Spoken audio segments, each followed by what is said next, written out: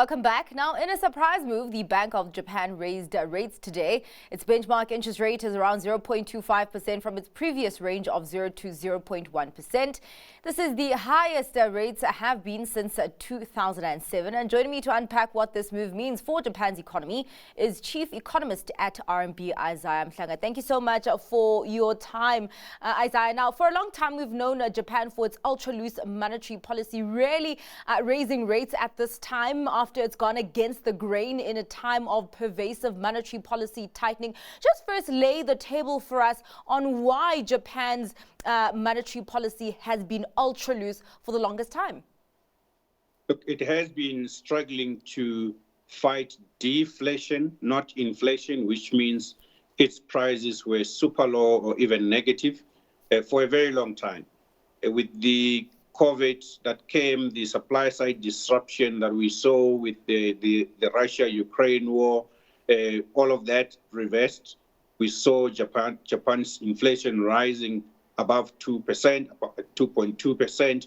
If you look at core inflation at about 2.5%, which means it's now higher than where they prefer their inflation to be.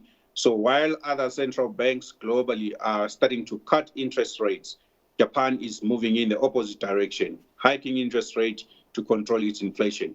But that has a negative consequence for its economy. It has been in recession, which means the cost of servicing debt has risen.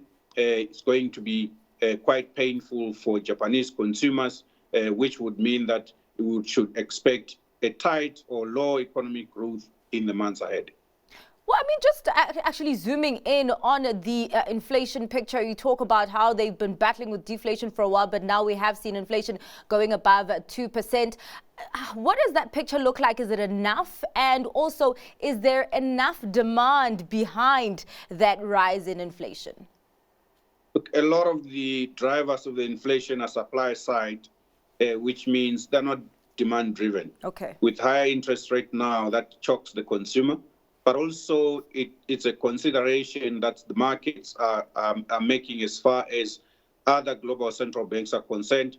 The U.S. is expected to start cutting interest rates as early as today, if you look at some expectations. And that, in relative terms to Japan, that is hiking interest rates, mean the Japanese yen for some time has been depreciating. But to reverse that particular depreciation, they had to hike rates because it's part of the cost push variable that have been playing out, which led to a higher inflation. So this hike in interest rates potentially is going to stop the depreciation in the yen. That should contribute into controlling inflation at a stable rate at around 2%. Yeah. Well, actually, Japan has also been pushing to increase wages, right? And how is that effort going? And is it there to really push up demand? Look, in part, the increase in wages play into wage expectation and therefore inflation expectations, which the central bank, given its independence, it tries to front run such a decision to try and control those inflation expectations by hiking interest rates. But I think if you just look in terms of the weakness of the economy, it would have made sense to say, let's help the consumer to recover, given that the economy is weak. But unfortunately, it is a double-edged sword. You help the consumer to recover on the one side. On the other one, you are fueling inflation, which makes the Japanese economy less competitive. So the central bank has to step in, which is why we saw the interest rate hike. Yeah. I mean, really, at this point, as much as they have hiked interest rates, real interest rates are still in negative territory. How far and how fast is Japan then willing to go to get to a position of positive real interest rates? They have indicated that they will continue hiking interest rates, so the direction is still up. But also, on the other hand, using other tools, they're going to reduce their quantitative easing, which means they will reduce the amount of government bonds they buy. As a result, it's going to reduce liquidity in the market to try and help, to fight this inflation sooner. So we are seeing both the interest rate tools and quantitative easing tools being used to control inflation. So at the moment, we should expect more interest rate hikes from Japan, which is quite different to what we're expecting from the likes of the US and the ECB.